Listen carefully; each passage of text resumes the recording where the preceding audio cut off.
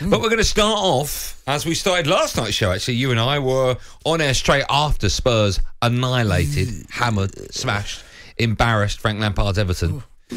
We had a couple of callers, Jay, phone up our show and suggest that maybe Frank Lampard should be sacked already. There were a couple, wasn't there? Which is a little bit too early. But, I'll start with the obvious question is, because we've had time to digest it now, I've come in on the train, I've read the paper, etc. Has Frank Lampard made them any better than when they were before he turned up? Are Everton now, not as a club, as a football team, the way they play, defensively, if you want to start there, but is anything about West Ham now better because Frank's come in? Not from the outside looking in. I can't say that there is. Maybe if you were in the inner sanctum, there might be somewhat the players saying that the team spirit's better, the training's better, we're feeling as if we can get out of this mess. Who knows what was happening under Benitez, but it was in a tailspin. And it was a toxic place. If you remember what Goodison was like, it was the manager in the dugout that really was the problem. The owners have got a huge amount of answering to do. Whoever thought that giving Benitez was the job to manage Everton, it was a head scratcher. Of all the managers in the world, you've gone there? Really?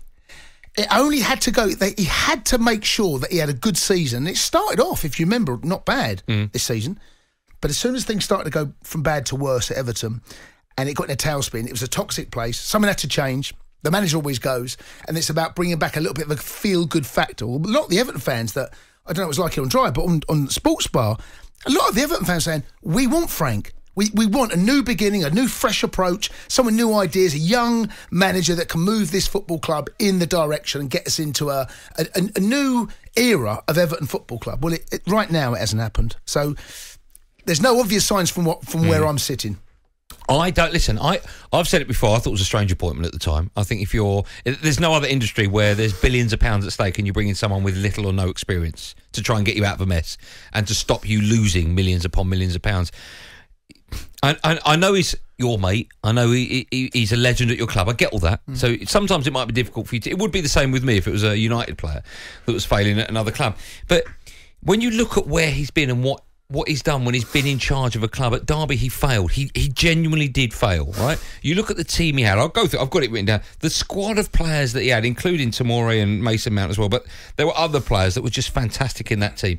He finished the season with Derby with one less point than Gary Rowett finished with them without all these players the season before, and they lost in the playoff final and they didn't go up. With Chelsea, he spent over £200 million.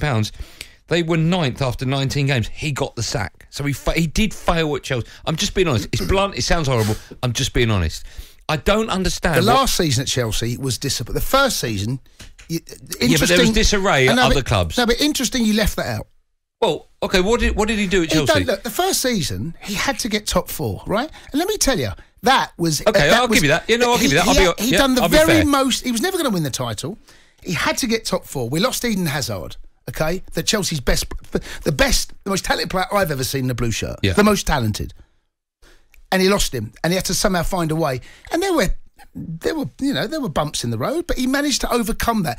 What Frank is good at is getting a young squad, a young team, young players playing well and believing in him, right? He's good at doing that, and he proved that at Chelsea.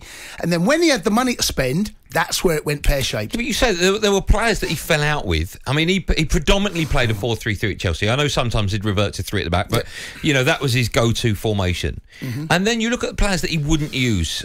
Rudiger now looks like a Rolls-Royce of a player. They're talking about him going to bigger and better clubs, right, for crazy money. Alonso he never really used to. So again, that's what I mean. These are older players, and Frank had a problem with that. And that's something that Frank is going to have to learn to deal with. Rudiger and Alonso, experienced players. What Frank really wanted was like a Christensen, a Tomori, which, bizarrely, he fell out with him as well. I don't know if you remember that towards the end of his time. He fell out with Tomori. And it was a strange ending to Frank's time at Chelsea, because if you remember going into December, the year before, the December before he got the sack in the January, Chelsea were top of the table. Chelsea were top. And then something drastically badly went wrong.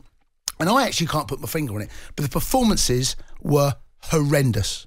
I think they've got 2 games coming up, 2 home games. They've got Wolves at the weekend. I think it's Sunday. Then the following Thursday, they're home to Newcastle. If they don't get 4 points from that, they've got to win one of those games. I personally think that They've got to win one, mate. I totally agree with that. I think the one they've got more chance of winning is Wolves, because Wolves aren't flying at the moment. Yep. Newcastle are the complete opposite. If they don't win that game, that is a must-win game for Everton. They've got horrible games coming up after that. They've got Palace, they've got Manchester United, they've got Liverpool as well, to name but a few. I think they've got 6 clubs in the top 8 between now and the end of the season. I think there is a massive, massive, massive danger of Everton being relegated for the first time since the early 50s. If they play anything like they did last night, they are going down. I can't sugarcoat this. They were appalling last night. Just quickly, because we've got to go to about, and I know people want to have the say. Just quickly. Is it feasible? Is it possible? And we know what football's like. If they lose those 2 games, Wolves and Newcastle, could he be sacked before the end of the season? I don't think so, but it wouldn't surprise me if it happened, because we've seen it before with Watford.